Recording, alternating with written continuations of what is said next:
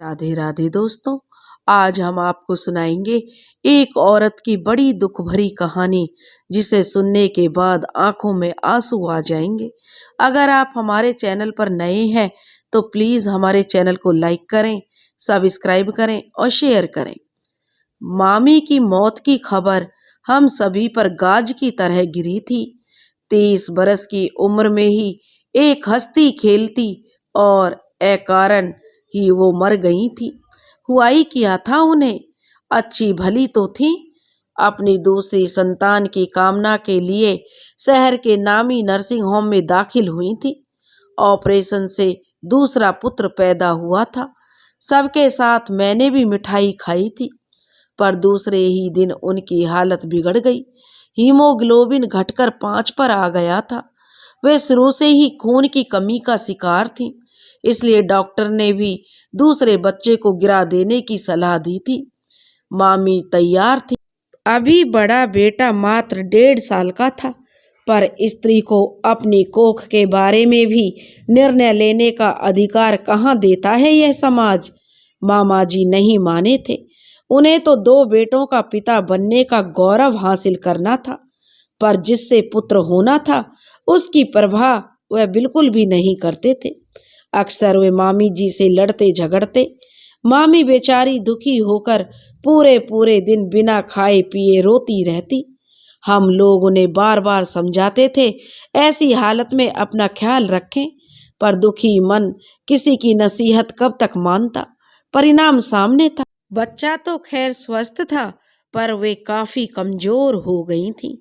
Operation के बाद उनकी हालत बिगड़ने लगी थी, तो डॉक्टर ने खून चढ़ाने की व्यवस्था की, पर उनकी हालत जैसी की तैसी बनी रही। ऊपर से नित्य क्रियाएं भी बाधित हो गई थी, जिनके समाधान के लिए डॉक्टर ने कई नलियों का प्रयोग किया। जब नलियां डाली जा रही थी तो मामी जिभे किए जा रहे जानवर की तरह चीख रही थी। नवजात शिशु को माँ का दूध अमृत तुल्य पहला स्राव भी तक नहीं मिला था। मामी की 2 बड़ी बहनें थीं, जो अपना घर परिवार छोड़कर मामी की सेवा में लगी हुई थी।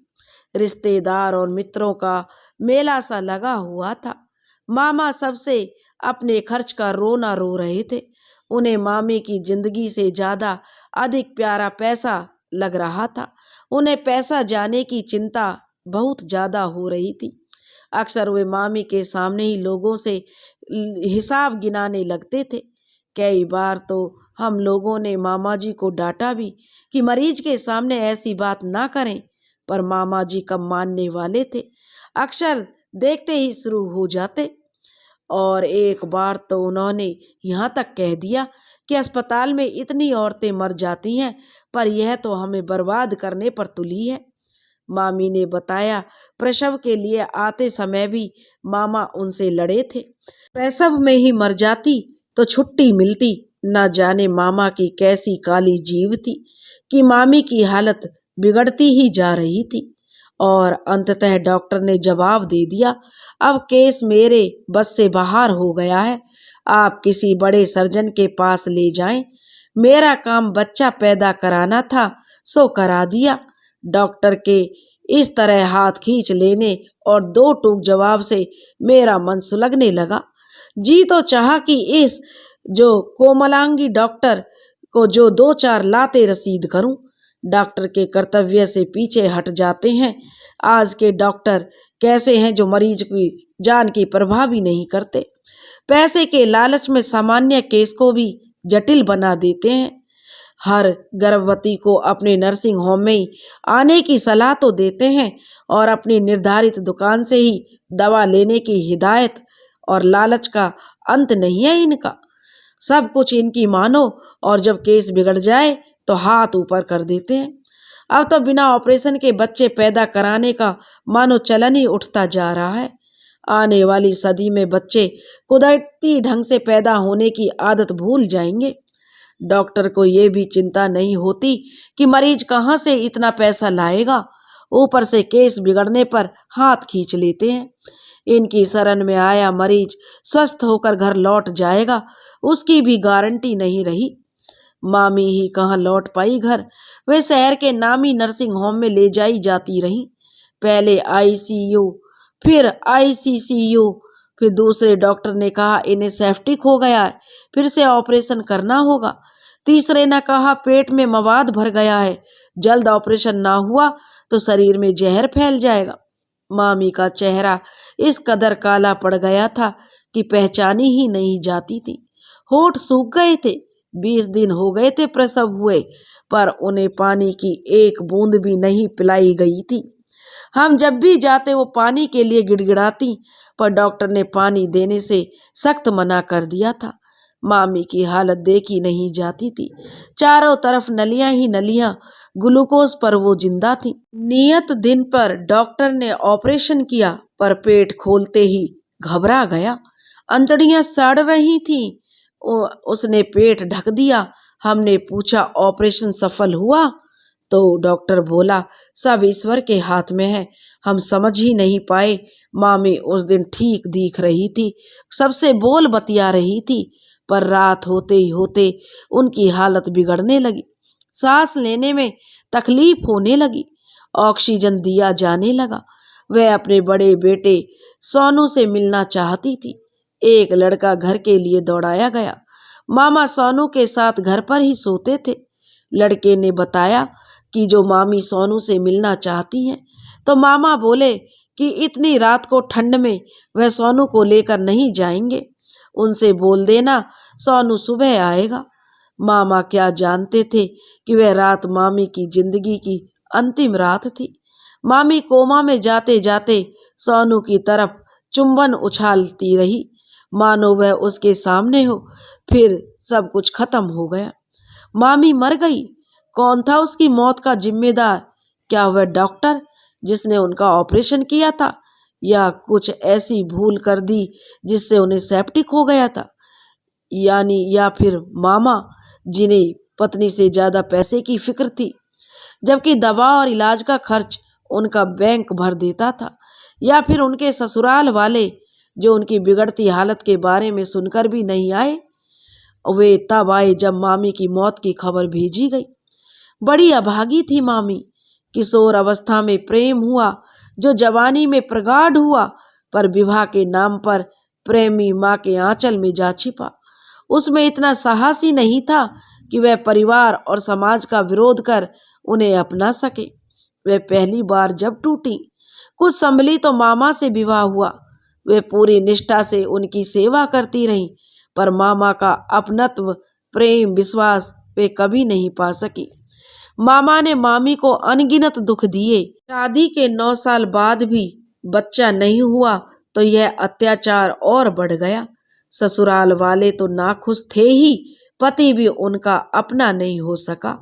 वह तो उन्हें कभी का छोड़ दिया होता, पर मामी ही गृह कुशलता और लोकप्रियता और सुस्वादु व्यंजनों का लोभ उसे रोक लेता था।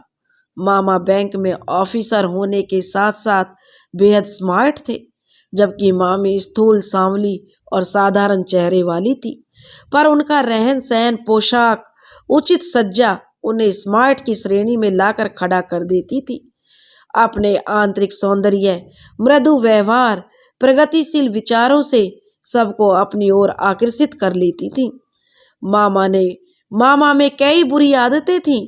कहते हैं कि मामी उनके जीवन की 100वीं लड़की थी। उन्होंने अपने दोस्तों से शर्त रखी थी कि 99 लड़कियों को हासिल करने के बाद ही वे विवाह करेंगे। मामी सब जानते हुए भी चुप रहती थी। शादी के बाद भी मामा की बिगड़ी आदतें सुधरी नहीं। मामी जो शाकाहारी होते हुए भी मामा के लिए मांसाहारी व्यंजन पकाती, बर्फ गिलास लाकर रखती, और वे शराब पीकर मामी को गंदी गंदी गालियां देते। काफी इलाज, दवा दुआ के बाद मामी को सोनू हुआ था।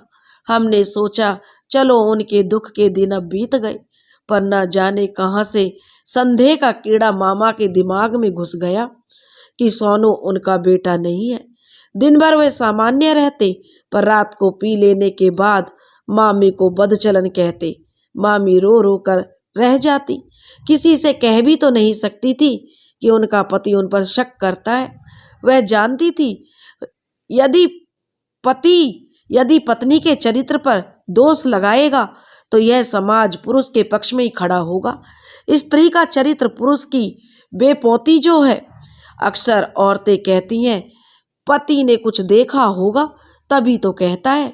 ससुराल के लोग कभी भी उनके पक्ष में नहीं थे।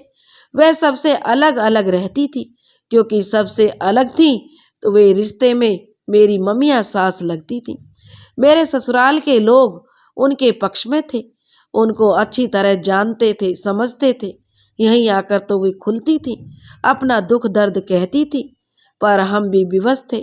मामा को समझाना मामी की सामत बुलानी थी। मामी अंदर ही अंदर घुटती, पर ऊपर से हंसी का मुखौटा लगाए रखती। कितनी कितनी तो लोकप्रिय थी मामी। पास पड़ोस या नाते रिश्तेदारी बच्चा बच्चा उनका गुण गाता था। किसी को कुछ खरीदना हो तो मामी, किसी की कोई समस्या हो तो मामी। साज सज्जा पार्टी सबकी अच्छी जानकार थी, सबसे उचित व्यवहार, कोई भी उनसे नाराज नहीं हो सकता था। हम उन्हें जगत मामी कहते थे। बहुत प्यारी थी मामी। लोगों की खुशी में खुश हो लेती, वरना मामा के अत्याचार तो उन्हें कभी का खत्म कर चुके थे। हंसती मुस्कुराती धारावाहिकों और फिल्मों पर बात करती मामी को अपने घर का बड़ा शौक था। अब तक वे किराए के मकान में ही थी, पर उसे इस तरह सजा सवार कर रखती थी कि सब देखते ही रह जाते थे। उनके हाथ में तो मानो जैसे जादू था, जो कुछ भी बना देती मजेदार हो जाता। मेरे ससुराल में हम बहुओं से ज्यादा सम्मान प्यार वही पाती थी। ससुर पति ननंद देवर सब उन्हें घेरे रहते थे। वे थी भी ऐसी ही सील और गुणों का अतुलित भंडार। बड़ी मुश्किल से मामा जी को राजी करके हमने अपने घर के ठीक पीछे उन्हें मकान अलॉट करवाया था, अपना घर। मामी बेहद खुश थी। प्रसव के बाद वे नए घर में आने वाली थी। उनका सपना अपने घर को तरह तरह से सजाने का था, जिसे आंखों में लिए वह चली गई। घर स्त्री का सबसे सुंदर सपना होता है, पर शायद अस्पताल में मौत से लड़ते लड़ते वह जान गई थी कि वह घर भी उनका अपना नहीं होगा, उसके पति का होगा। शराबी पति उस घर में भी उन्हें सताएगा, दूसरे बेटे को भी नाजायज कहेगा, खर्च का हिसाब मांगेगा, कोसेगा, और फिर वही सब। नहीं, बेकार है जीना। इस तरह जीना मामी को जीने की इच्छा ही मर गई थी। उसकी आंखें पीड़ा से भरी रहती थी, चेहरे पर जीवन भर के दुख चिपक गए थे। मैं उनके चेहरे उनकी आंखों को पढ़ती, फिर धीरे से उनका हाथ दबा देती। सब ठीक हो जाएगा मामी। पर मैं भी यह जानती थी कुछ ठीक नहीं होगा। तब तक तो बिल्कुल नहीं होगा जब तक कि वे स्वयं तनकर खड़ी नहीं हो जाती। पर मामी के अंदर साहस नहीं था। एक बार मैंने पूछा था, मामी जी आप तो शादी के तुरंत बाद ही मामा की आदतों को जान गई थी, फिर तभी क्यों नहीं उन्हें छोड़ दिया? तब मामी मुस्कुराई थी और कहने लगी, स्त्री की विवश मुस्कान मानो कह रही हो आसान क्या है इस पुरुष समाज में। पति त्यागता स्त्री का सम्मान से जी पाना कहाँ जाएगी ऐसी स्त्री। मायके वाले उतार फेंकते हैं बोझा सिर पर से, लगता है कि बोझ है। नौकरी इतनी आसान नहीं है। माना छोटी मोटी नौकरी मिल भी जाए तो क्या जीने देगा उसे यह समाज। स्त्री अकेली हो तो पुरुष गिद्ध बन जाते हैं, कहाँ कहाँ बचेगी अकेली स्त्री। मैंने कहा, शराबी अय्यासी पति की गाली और मार से तो बेहतर होगा मामी जी अकेले रहकर संघर्ष करना। पर मामी परंपरावादी नारी थी। समाज के टकराने और अकेली रहकर अभावग्रस्त जीवन जीने की कल्पना में भी वह नहीं कर सकती थी। वे सोचती थी अपनी सेवा त्याग प्रेम से वह एक ना एक दिन मामा का हृदय परिवर्तन कर लेंगी, पर ऐसा कुछ नहीं हुआ। उन्होंने दुनिया का मन तो अपने गुणों से मोह लिया, पर उस निर्मम पुरुष का नहीं मोह सकी। मामी जो मामा से भयभीत रहती थी, करवा चौथ में उनकी पूजा करती, उनकी सेवा के लिए हमेशा प्रस्तुत रहती, पर बदले में क्या मिलता? मार, गाली, गंदे इल्जाम। धीरे धीरे वे थक रही थी, टूट रही थी, फिर भी एडजस्ट किए जा रही थी। अब तो बच्चा भी था उनके साथ, उसमें ही सुख तलाशने में जुटी रहती थी मामी। कितना प्यारा बच्चा था, जो भी देखता प्यार करता। मामी की मेहनत का परिणाम था वह। अब तो बोलने लगा था। मामी अब बच्चे के मोह में मामा के अन्याय सह रही थी, और यह मोह ही उन्हें मरने नहीं दे रहा था। मैं अक्सर सोचती हूँ, स्त्री इतना सहती क्यों है? विद्रोह क्यों नहीं कर देती? किस सम्मान, किस प्रेम की उम्मीद में वह पुरुष के पास पड़ी रहती है? मामी विद्रोह करती तो जरूर इस जलालत भरी जिंदगी से मुक्त हो गई होती। कम से कम मरती तो नहीं, पर नहीं, वे भी तो भारतीय स्त्रियों की तरह रहती थीं कि पति के घर से अर्थी निकले। सुहागन मरना शुभ है, शास्त्र सम्मत परंपरा है, सतीत्व है, भाग्य है। तो देखो, मामी का नसीब जाग उठा। वे सुहागन मरी, उन्हें दुल्हन की तरह सजाया जा रहा है। लाल जोड़ा, महावर, सिंदूर, बिंदी, चूड़ी कितनी सुंदर लग रही हैं। वो मानो सज संवर के ऐसे लग रही हैं जैसे सो रही हो। महिलाएं उन्हें धन्य धन्य कह रही हैं। सती, सावित्री, सीता की उपाधि लादी जा रही है मामी के प्राणहीन शरीर पर। जीवन भर जिन्हें जलाया, सताया, रुलाया गया, तमाम अशोभनीय उपाधियां दी गईं, आज उनकी प्रशंसा में कसीदे काढ़े जा रहे हैं। मामी की अर्थी उठाई जा रही थी। परेशान है उनका बेटा सोनू कि मम्मा को क्या हुआ है, वह चुपचाप सोई क्यों है।